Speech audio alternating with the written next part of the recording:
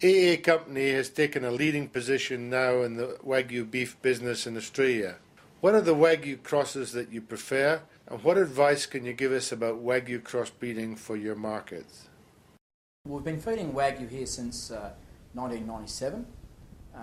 We have a very good database that has about 20,000 animals in it of varying breeds and sires and sire lines.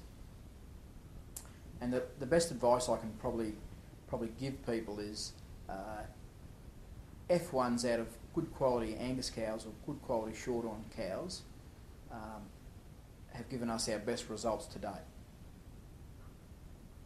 But in saying that, we've also had crossbred Wagyus out of milking AISs, out of shorthorn Droughtmaster, out of Sando Angus, out of a variety of cows,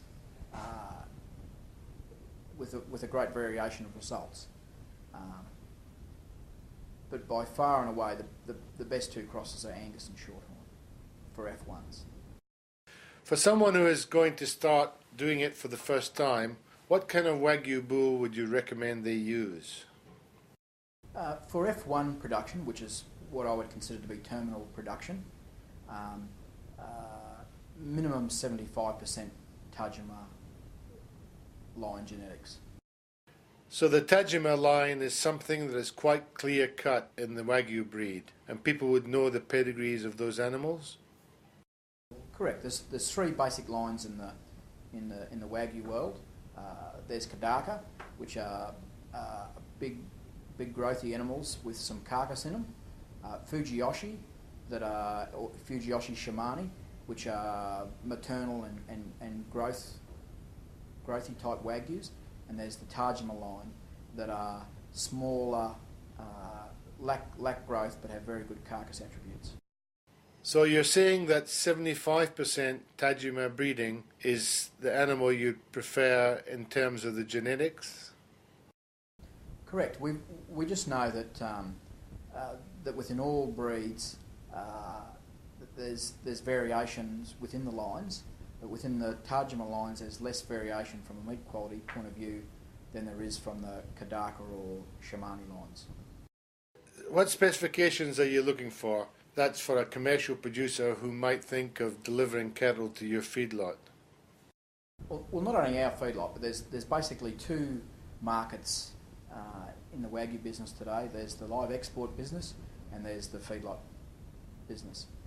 The live export market has a preference for male progeny, a minimum of 250 kilos up to 300 kilos, less than 12 months of age, and to be jet black, no white, no ringworms, and there's a series of hoops that you have to jump, health tests as well, to be able to qualify for an export steer.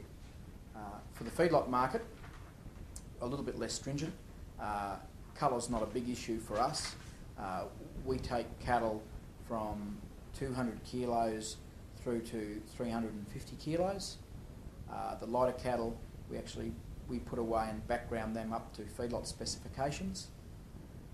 We prefer the cattle to be yard weaned, have their clostridial shots, and upon delivery be split into heifer and steer lines, and be by either a registered Wagyu bull or a bull that's been DNA profiled to show what its parents are. What kind of Wagyu bull? A fully registered bull or a bull that's been DNA verified back to its parents, which is showing that it's by full-blood Wagyu blood.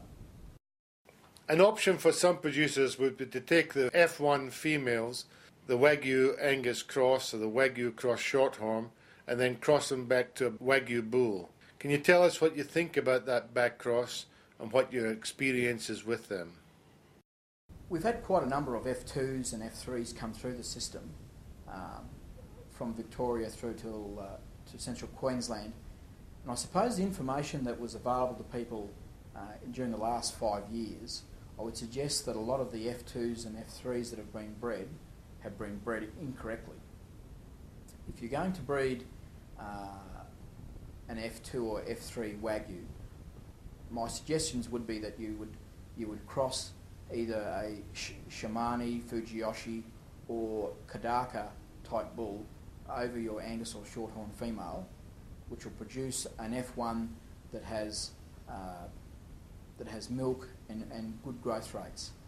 Then come over that F1 female with a 75 or 100% Tajima sire to put the carcass attributes in, and in my view that would be a very good F2 mix. The F2s and 3s that we've fed up until today have all been F2s and 3s that have been bred along the Tajima lines, and by the time we get them to the feedlot, we really struggle with getting enough carcass weight into those animals. They simply run out of growth before the animals get to the desired carcass weight. So you're happy with the F2 and F3, but they have to be bred properly? They need to be bred correctly. What's the problem with the cattle produced with a back cross to a Tajima bull? A few issues. One is Tajima aren't noted for great milk, so the F1 cow will have very little milk.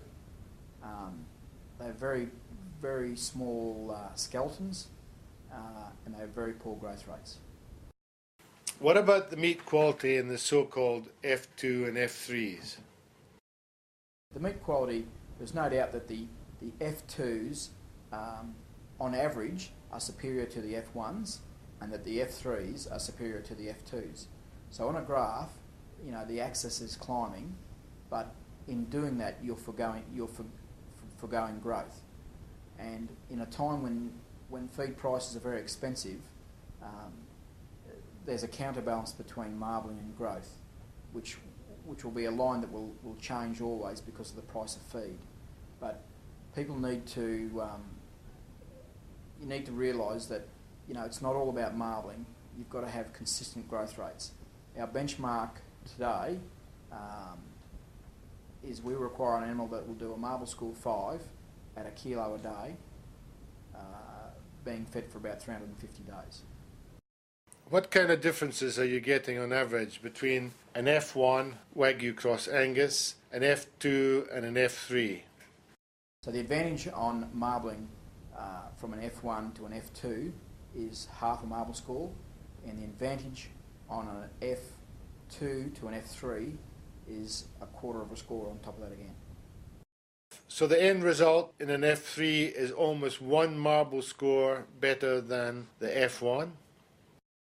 Yeah. An F3 is 3/4 to a score higher than an F1 on a marbling basis. My recommendation would be that it's, breed F1s, go and source or breed some high quality Angus genetics, get a good Tajima bull and put over them, and produce terminal F1s. They're the most efficient cattle to produce for the industry today. What are your thoughts on the supply and market for Wagyu cross cattle on a global basis? There's no question that Wagyu beef is very good quality eating beef. And in recent years, there's been a real shortage of that beef. We're certainly coming into a situation now where there's lots more Wagyu beef than there is markets for it. So the challenge today is for the people that are marketing Wagyu beef to go out there and find some new homes for this product, or expose parts of the world that aren't exposed to that particular beef. What is your conclusion looking into the future for someone who's contemplating crossbreeding Angus with Wagyu? Sire selection and genetics in crossbreeding with Wagyu is very important. With an oversupply being imminent, if you've bred the wrong crossbred, you'll get to a point where that animal will be worth no more than a straight bred Angus. But in saying that, the very good quality Angus and Shorthorn cattle are marbling as well as the bad Wagyu, but the Angus and the Shorthorns have got superior growth rates to the Wagyus. So, there's a real dilemma there if you're gonna breed a Wagyu Angus, you're better off breeding a good one than you are a bad one.